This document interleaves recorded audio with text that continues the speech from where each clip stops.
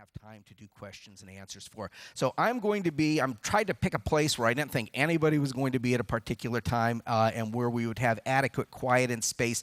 I'm going to be in Cellar Masters at 4 for anyone who would like to meet. If you'd like to meet for a drink, that's fine. You don't have to drink.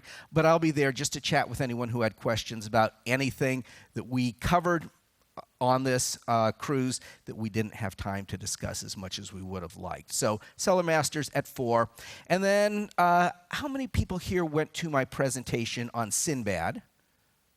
Oh, a lot of you. Good. And then how many subsequently went to our wonderful movie, Seventh Voyage of Sinbad, yesterday? Okay, about half of you. I've got a little tiny treat at the very end of this. It's a very small treat. Don't get too excited. But I've got a little treat at the very end of this presentation, something that I discovered while I was doing research and incorporated in my last slide. So, to start with, is there anyone here who has not heard of Atlantis? I'm looking around.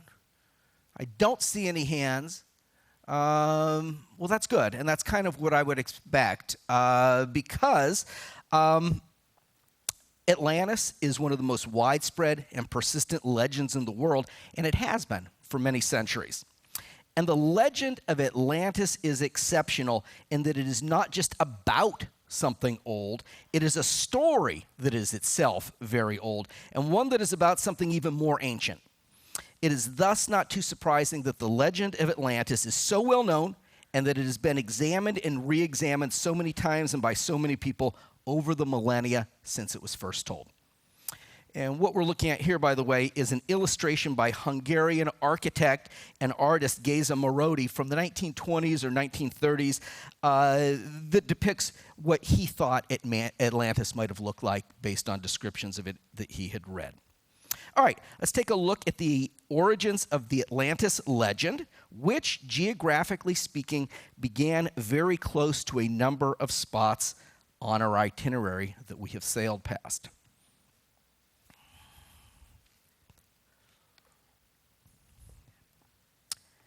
Our earliest known detailed account of Atlantis, the island of Atlas, this is what the name means, the Titan Atlas, the one who is depicted holding the world upon his shoulders, comes from the philosopher Plato, who wrote about it in 2 of his dialogues around 360 BC, so about 2,400 years ago, nearly 2,400 years ago.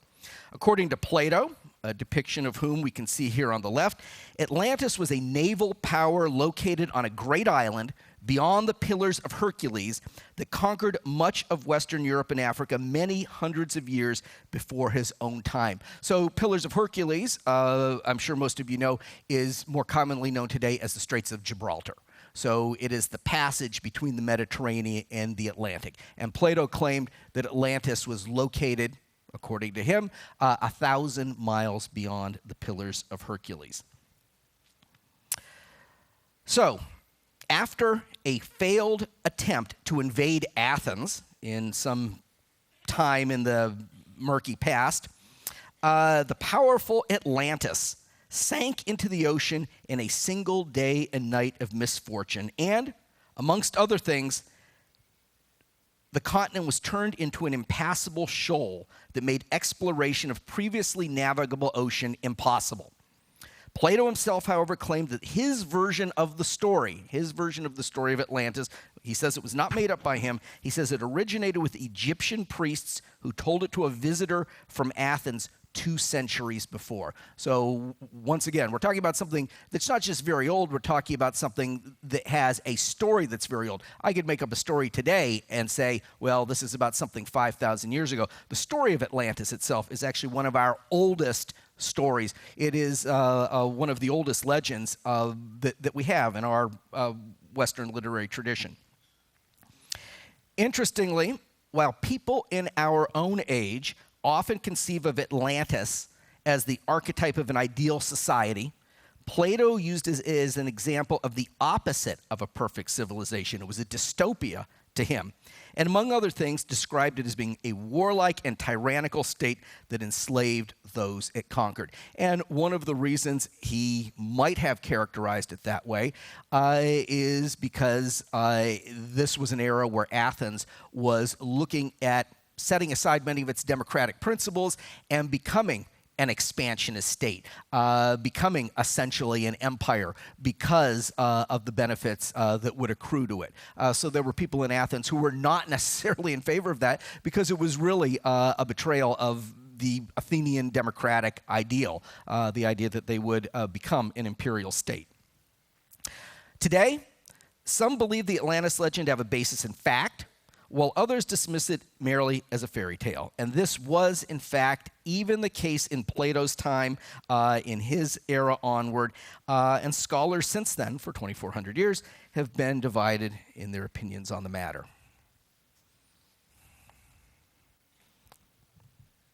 So from the 16th century onward, following the discovery of the New World by European explorers, there was a renewed interest in the Atlantis legend. This is when it was reawakened in the dawn of the modern era. And attempts were made to correlate its details with the lands of the Caribbean, North America, and South America. So these were new lands to Europeans. This was the New World. They had discovered these new lands, and they were seeing amazing things, like the pyramids of the Mayans or the grand architecture of Tenochtitlan in Mexico. And they were thinking that this was a confirmation that some of these ancient legends, like those of Atlantis, could be true. In the middle and late 19th century, several renowned Mesoamerican scholars formally proposed that Atlantis was somehow related to the Mayan and Aztec cultures, a movement that became known as Mayanism. So it was a somewhat of a scholarly movement, but also very much a populist movement, as interest in these things tend to be very populist even to this day. This led to a variety of narratives and publications, many of which attempted to rationalize the discoveries that were being made within the context of the Bible. So that was one of the things that was driving a lot of the investigation into this in that era. Many of these theories also had somewhat bigoted undertones in that they were based on the assumption that the indigenous people of the region were inferior and incapable of building the great cities of Central America, and that they must have instead been the work of a now vanished but superior race that originated in Atlantis. So that was the idea. These things were all built by a great civilization. They couldn't have been built by these people who are just living in the jungle in the ruins of this civilization. There must have been some master race from some forgotten era who built all this. The real mechanism, of course, was that as the Spanish moved through Central America and South America, disease spread ahead of them. 90% of the people in areas they came to died by the time they got there. And by the time they got to many of these cities, they were essentially visiting post-apocalyptic societies. It would be as if 90% of the people in one of our great cities died. You can't maintain the infrastructure. You don't need a city with 10% or 1% of the population left.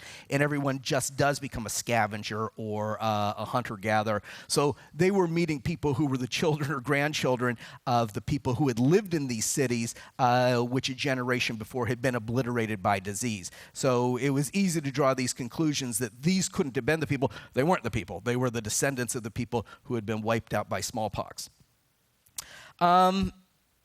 During this era and this development of Mayanism, some of the scholars associated with it even claimed to have identified connections between the Mayan and Greek languages, which I don't think is substantiated in the modern era, or between the cultures of Central America and Egypt. And some of you may know that this trend continues to some extent, well, to a great extent, even into modern times, and there are numerous books and documentaries with paranormal undertones that try to associate Egypt and Central America on the basis of commonalities like pyramids. Well, anybody who has even a layman's background in engineering and thinks through it realizes if you want to build something, man, it's always something, right? The wonders of technology. Just give me a second here to figure out where my talk went. You just got to roll with the punches, right? There we go. All right. So, that's a good breaking point. The most influential voice to come out of Mayanism, the Mayanism movement, was a retired Minnesota congressman and lieutenant governor of Minnesota named Ignatius Donnelly, who in 1882 published a weighty book titled Atlantis, the Antediluvian World. This popular book played a big role in stimulating interest in the subject and attempted to establish that all known civilizations, ancient civilizations, were descended from Atlantis. So he treated Atlantis as a device for a unified theory of civilization. And Atlantis was portrayed by Donnelly as a technologically sophisticated, more advanced culture that was destroyed in the way that Plato described, but then its survivors ended up founding all of these other civilizations. And interestingly, how many people have actually read Atlantis, the Antediluvian World by Ignatius Donnelly? There's no shame in not having read it. Good. So nobody in the modern era has read it. It was pretty popular in the 19th century. When you hear about some book that taps into some conspiracy theory today that hits the New York Times bestseller list, this was its equivalent in the 19th century. This is the one that the populist book that a lot of people were reading. But even though you've never read it, and even though Plato is the first person that we know of to have written down things about the Atlantis legend, what you know about Atlantis, what you've heard about Atlantis, even implicitly through television shows and movies, a lot of that's been derived from Donnelly's book. So our modern view of Atlantis comes not from Plato so much as from what Donnelly kind of created and kind of hypothesized in the 19th century. In his book, Donnelly drew parallels between creation stories in the Old and New worlds, attributing the connections to Atlantis, which he believed to be the location of the Garden of Eden. And as implied by the subtitle of his book, Donnelly also postulated that Atlantis was destroyed by the Great Flood of the Bible. So he postulated that what Plato described as Atlantis being sunken beneath the sea was the Great Flood, which many people believed in that era to have actually been a global flood, to have affected every landmass on Earth. Donnelly is, in any event, credited as the father of 19th century Atlantis revival, and quite possibly the main reason that interest in the legend endures to this day. If he hadn't written his book, if he hadn't really pushed his theories, this might not be the thing that people were paying as much attention to in our era as they are.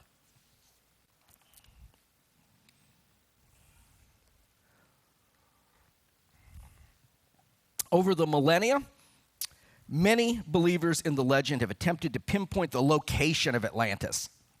Plato himself claimed that Atlantis was an island in the middle of the Atlantic Ocean. Well, not the middle. He might have said middle, but he also specified 1,000 miles west of the Straits of Gibraltar, and that a great unknown continent lay beyond Atlantis. So that's interesting that he would specify that. Just because he said it doesn't mean he knew North America was there, but he did say a great continent lay beyond Atlantis. Plato included quite a bit of physical description in his accounts of Atlantis that subsequent investigators have drawn upon for clues as to its location. He claimed, for example, that the island was about 345 miles long from north to south and about 230 miles from east to west, so very specific stuff. He also described it as being predominantly mountainous in its northern half and as having a great plain in its southern portion. Over the past century in particular, there have been dozens of locations proposed for Atlantis, many of them not even in the Atlantic Ocean as Plato specified, and as its name implies. Many of these locations are not actually based on scholarly archaeological hypothesis, it bears mentioning, and some have even supposedly been identified through psychic or other paranormal means. So I'm not going to say they're wrong based on that, but the trouble with psychic revelation or aliens telling you something is that your theory can't be disproved, but it can't be proved either. So thus it doesn't have a lot of scientific merit. And while many of these proposed sites do indeed share some of the characteristics of the Atlantis legend, none has verifiably been demonstrated to be a true historical Atlantis. In none of them have we found a ruin with a 6,000-year-old plaque on it that we've translated from Linear B to read, "This is Atlantis." So we don't have any verification. Proposed locations for the lost continent have, in fact, included Sardinia, Crete, Sicily, Cyprus, Malta, and various locations in Turkey and North Africa in the Mediterranean, to include Pharos Island off the coast of Egypt. That is where one of the seven wonders of the ancient world was, the Pharos, the lighthouse of Alexandria. Author Robert Graves, who was really big in the 50s and 60s, and who we referred to in our presentation on ancient extreme sports, he's the one who wrote the book Count Belisarius that covered the Nika riots, the big hippodrome riots. He wrote a book on Greek mythology where he proposed that the location of Atlantis was Pharos Island.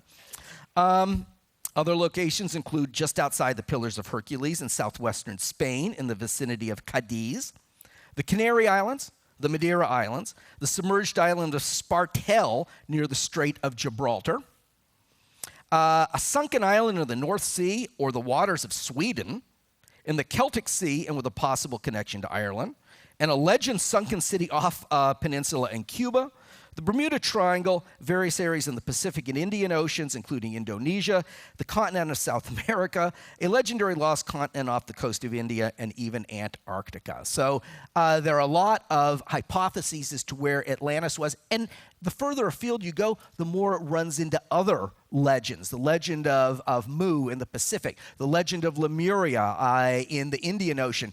And several years ago, there was, in fact, discovered a sunken landmass, not of continent size, but pretty good size, in the Indian Ocean that would have at one point been above the surface.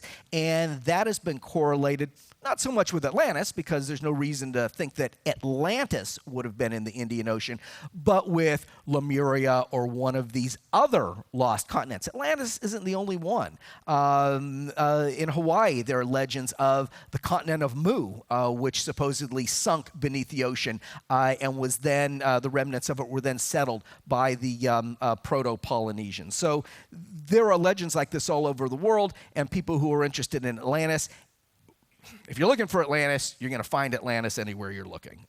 So there's a lot of this. And what we're looking at here in the upper left, by the way, is a map by a scholar named Athanasius Kircher, who included it in his 1669 book Mundus Subterraneanus. And you may note, I call this one out in particular because it's oriented with south at its top. Back in the day, it was not necessarily a foregone conclusion that south was bottom and north was top. So we're going to look at three areas in particular that have seemed like especially compelling candidates for Atlantis, starting in the heart of the old world and moving westward toward the new. Who here's been to Santorini?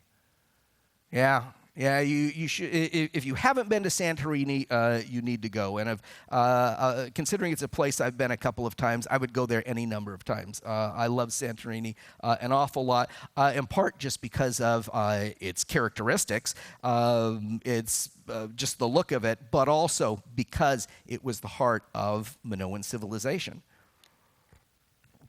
which gives it a tie-in with the Atlantis legend. So one of the most compelling proposed locations for Atlantis, compelling for a number of reasons, is the island of Santorini, shown here in the Aegean north of Crete, originally known as Thera, or known in the ancient world as Thera, and Calliste before that. This island at the heart of Minoan civilization, so a pre-Greek island-based civilization, was in fact violently destroyed by a volcanic eruption around 1600 BC. And its obliteration led to the eventual demise of the Minoan culture that it was part of. When the ruined city of Akrotiri was discovered on the island of Santorini in 1964, along with evidence of a sophisticated prehistoric culture, Santorini became for many a favored probable location for Atlantis. And on our screen here on the right, you can see one of the elegant frescoes that has been discovered in the ruins of Akrotiri. The circular configuration of Santorini has caused some of what Plato wrote to resonate with those seeking the lost city. Plato says, for example, that at the center of the capital of Atlantis was a mountain carved into a palace, and it was enclosed within 3 circular moats of increasing width and separated by rings of land and connected with bridges. And anyone who's had the pleasure of sailing into the caldera of Santorini or visited the ruined city of Akrotiri there, or the museums containing artifacts from it, can certainly find it easy to believe that this ancient, appealing, and obliterated civilization might have indeed been Atlantis. So between its ring shape and its great artworks and the sophisticated technology that included flush toilets in 1700 BC, it's easy to believe that we might be looking at Atlantis there, even though it's within the Mediterranean and not outside the Pillars of Hercules. Another proposed location for Atlantis are the Azores, which are especially promising for a number of reasons, as noted. A key one being that they are actually pretty much where Plato and his adherents described the lost continent as being. And ancient civilizations were more widely traveled and more sophisticated, and people were more like us in mentality than we often give them credit for. Phoenicians and Carthaginians did a lot of long-range exploration. There is some evidence that there might have been Phoenicians in the Azores at some period prior to the era of Plato. So Plato might have actually spoken with a Phoenician mariner, a mariner from the Levant, who had either traveled outside the Pillars of Hercules and made landfall on the islands of the Azores. It's not out of the question. There are inscriptions in some caves there that suggest Phoenicians might have been there. There's no lost cities that we found there. Or he might have talked to somebody who knew second or third hand about a voyage like this. And this might be very well why Plato knew there were islands 1,000 miles outside the Pillars of Hercules and set his Atlantis there.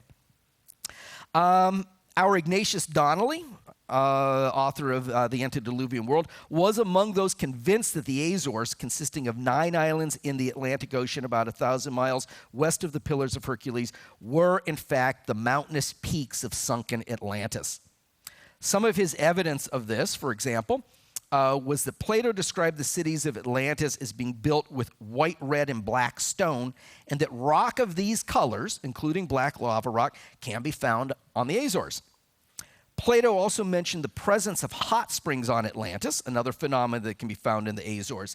He also Donnelly correlates Plato's descriptions of mountains and plains with their presence and locations on the Azores, ostensible similarities of climate, and a number of volcanic eruptions that affected the islands in historic times. So if you are just going strictly by the descriptions provided by Plato, the Azores is a very appealing candidate. And what we're looking at here on the right is one of the black sand beaches on the Azores. On the left, we're looking at a trail that goes up into the mountains to Lago do Fogo, the Lake of Fire, which is something that those of you who are very energetic and ambitious can hike up to. And there's a little aqueduct that brings water down to the city at the base of the mountain. So modern infrastructure, though.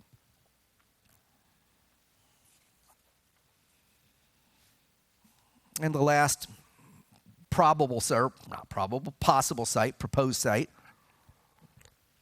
that we're going to look at are the Bahamas.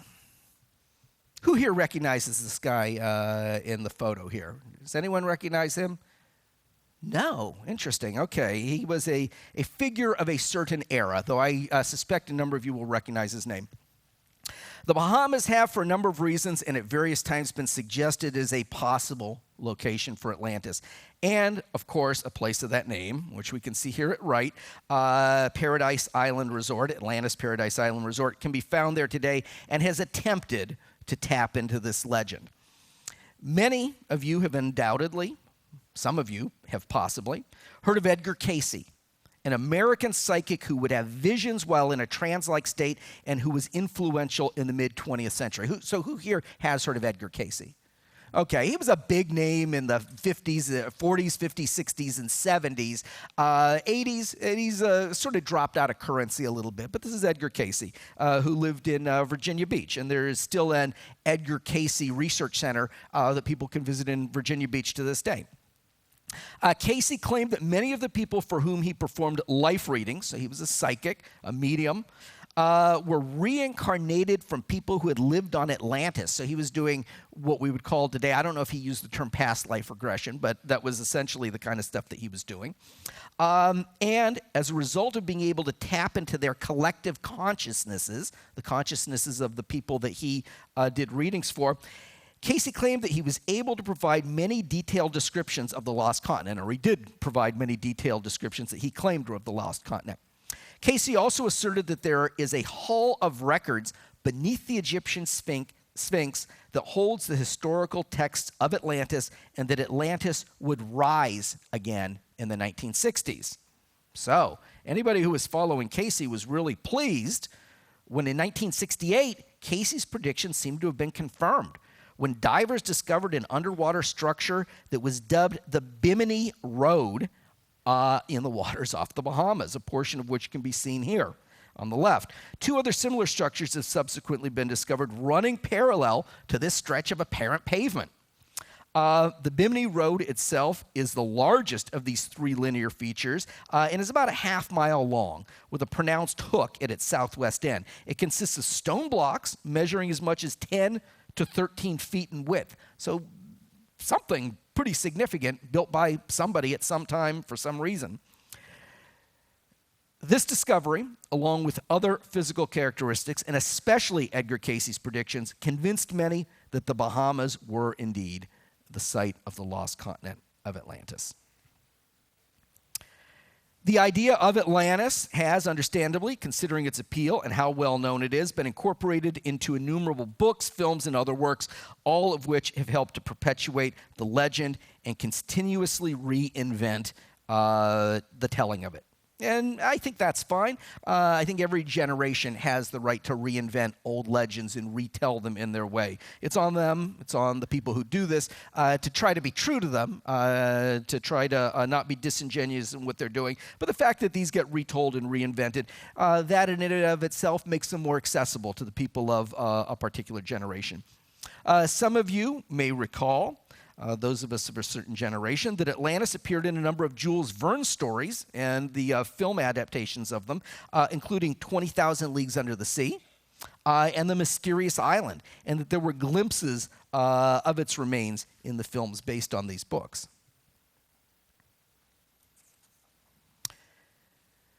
There have, over the centuries, also been legends, as we alluded to before, of other lost or mysterious continents, and it's not always clear whether they have their roots in the folklore of various peoples or are the creations of latter-day scholars and writers. These vanished lands include Mu, a lost continent in the Pacific Ocean, Lemuria, a sunken land in the Indian Ocean, Hyperborea, a land believed by the ancient Greeks to be located at the top of the world, known as Thule or Ultima Thule to the Romans. Volusia, a prehistoric land that appeared in a number of stories by swords and sorcery author Robert E. Howard, who created the Conan franchise, and those concepts were picked up by subsequent authors. Relaya, a sunken continent in the Pacific inhabited by pre-human monsters that was at the heart of several stories by horror author H.P. Lovecraft. Who here has heard of Lovecraft? Not so many people, a few. He was a very seminal influence on a number of subsequent authors instead of Stephen King, or including Stephen King. And Stephen King will periodically insert an Easter egg into his stories that refer back to Lovecraft as a tribute. Meropis, a land of giants located beyond the ocean that was described by the historian and satirist Theopompus of Chios, so a Greek, just a few decades after Plato's writings on Atlantis, the new Atlantis of Renaissance writer Francis Bacon, and the Utopia of Thomas More. So the idea of a lost continent, even if it isn't called Atlantis, has, in fact, been co-opted or adapted again and again and again over the years. And my expectation is that it will continue to be. Well, all good things must come to an end. I've enjoyed our cruise together very much. I've enjoyed being able to give these presentations and then interact with you about them afterwards. For anyone who's interested, that is all my contact information on the left. There's my email address, varhola@varhola.com. I'm the only Michael O. Varhola on Facebook. There's my handle for Twitter, for any of you who use that.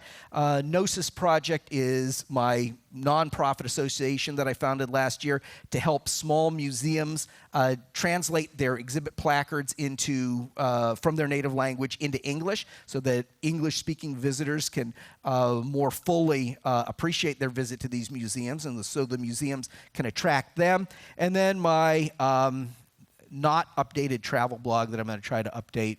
Well, I always say today or tomorrow, but we'll see. And then on the right, I threw this just in for fun because I stumbled across it. This is a concept map. I think it's from the era, I think this dates to the era of the movie we saw the other day, and that is the map of Colossa. So, is it the Legend of Atlantis? No, that's not why it's there, because I don't think it's a real place. But it shows all the locations that those of us who saw the movie yesterday might remember. So I thought that was just a lot of fun that somebody had created a map of Colossa and made it available online. So you could see the little crossbow down there and the pasture of the Cyclops. So that's just there for fun and for people to look at as we tie up this presentation.